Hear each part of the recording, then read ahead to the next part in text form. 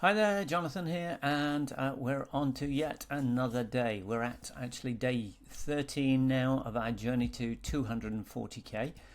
So today I really wanted to have a little bit more of a dive into Facebook metrics, getting a handle, looking around the dashboard, and different ways we can look at things. So I'm going to be talking about how the breakdowns of the data, the custom reports, comparative data, and the impact of split testing. But just before I get to that, let's have a look at what happened yesterday in the funnel. So we actually had sales of 608. We had a bit of a lift from the day before, which was good.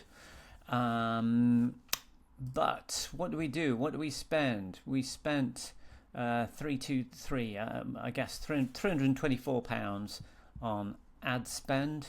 324, which is about $439. So minus 608, so literally just short of $170 in profit, which is not really going to get too excited about, but as usual, it's better than a loss. So whenever we're holding things steady, and also that's it is a good point to bear in mind, because obviously I've been doing quite a lot of split testing over the last since we started this, really, and in the main the split tests haven't really come out with winners on them, and so really that does have an impact on your profits.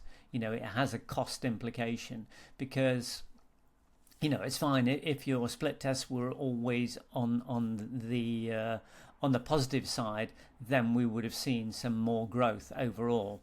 But actually, because those tests have actually sort of hampered our sales because they've not been as effective as the control, it means that that's where things have probably suffered a little bit. So it is worth bearing in mind there is a real cost associated with doing a lot of split testing, particularly if your tests aren't working out. So we'll try and get out of the habit and try and find some more winning split tests rather than the ones that haven't been working out so far. Okay, so on to today. I wanted to get really a bit more into the ads dashboard side of things, and just in the way of actually how we can look at the data to make decisions about what we do. So the first thing I wanted to look at is going to be is about the overall report side of things.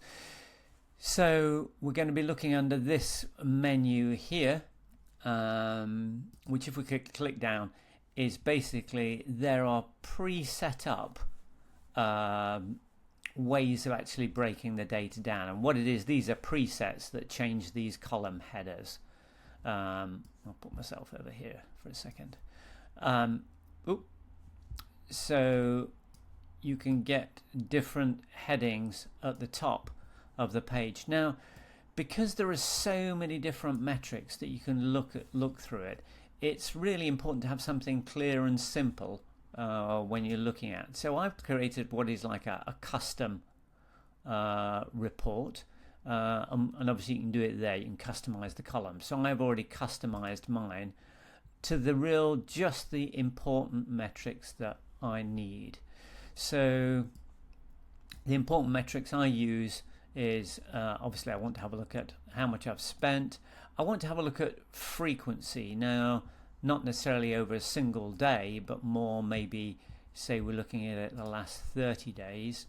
I'm looking to check that I haven't got the frequency numbers aren't going too high, because obviously once they get too high, they get to sort of 3, 4, 5 in terms of frequency. It means that probably you've hit a saturation, and you need to add more creatives into your ads, because otherwise you'll get sort of ad fatigue and they'll become less effective. So frequency is a good use for that.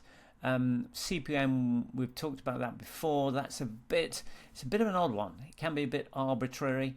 It does change and fluctuate all over the place.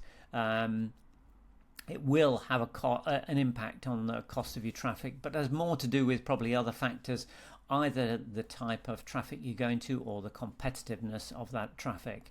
And because Facebook operates on this continual dynamic auction, this number changes all the time. So it's not something you really got control of, but it is useful when you suddenly see your costs going up. It might be as a consequence of the CPM going up.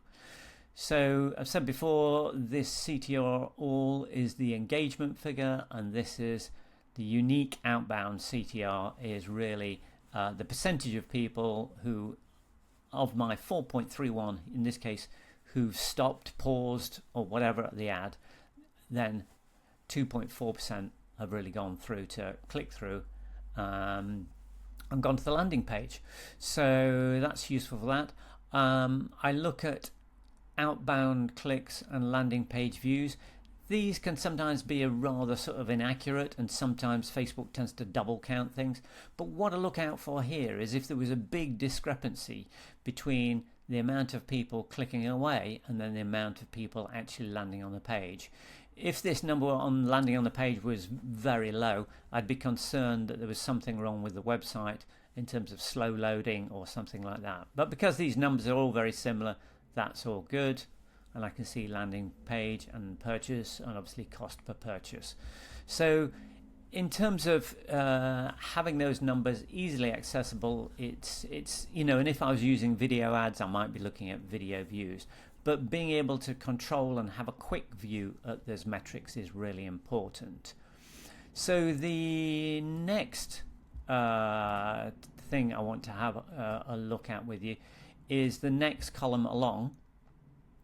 And this is really all about being able to understand your breakdown of your data. I've done it here by country, but you can have a look at age data, placement, the geography, different actions they've taken, different creatives. Sometimes you can use it to, if you're using dynamic creative, you can understand which headlines are working best.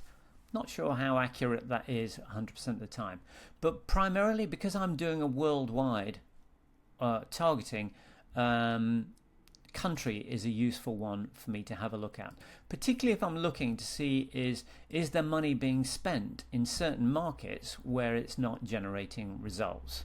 So as you can see here, this is over the last 30 days where we get purchases from. So I'm looking here at different markets, how many purchases and what the cost per purchase was, and you see the US is our biggest market by far, but we sell into many different countries, Switzerland, Sweden, Spain, Slovenia, Serbia.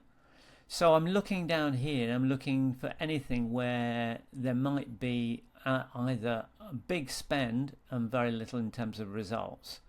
So Ireland's quite expensive, and this one immediately stands out, £131 a purchase. So that's obviously one that had slipped through the net. So I'm interested to have a look. So over the last 30 days, I spent £262, and obviously it's got a frequency of 3.66. So it's obviously a tiny little market somehow in India. They're being hammered with the same ad and it's costing me a fortune. So that's something I'm going to do straight away, is remove India out of my targeting, because that would save me money.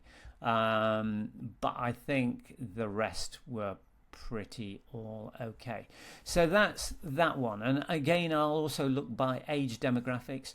Is the a particular age bracket where they're coming from, and I already know this really because my market's always been in an older demographic. So we can see here that all my purchases are primarily coming from this 45 plus, but there are still some down in the younger age brackets, and the cost per purchase isn't that different anyway, so that's all good. But if I saw cost per purchase down at £100 down here, I would literally block off that audience again in my targeting to really just help make sure I'm making the most of the money I'm spending.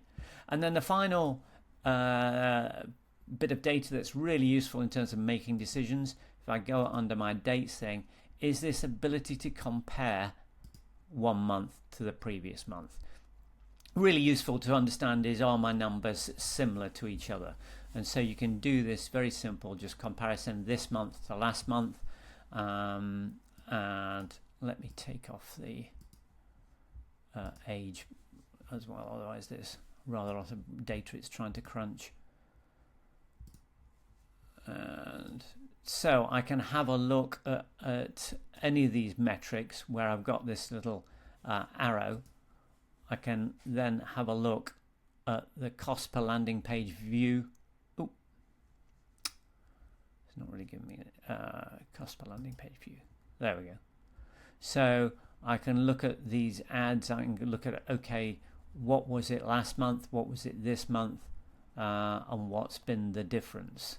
I can see whether, because sometimes if my number of sales or cost per sales changing, it's useful to understand this in a broader picture of going, okay, it may well be that traffic's cheaper this month than it was last month. It may be that the algorithm's having better success this month than it was that month.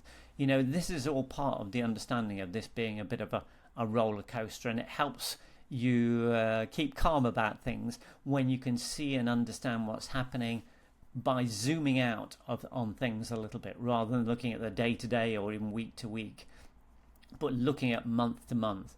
You can see what's starting to go on and see whether there are trends, and being able to understand and explain to yourself really what's happened and why it's happened is crucial to really keeping you on track for the longer goal and not getting too distracted by short-term fluctuations.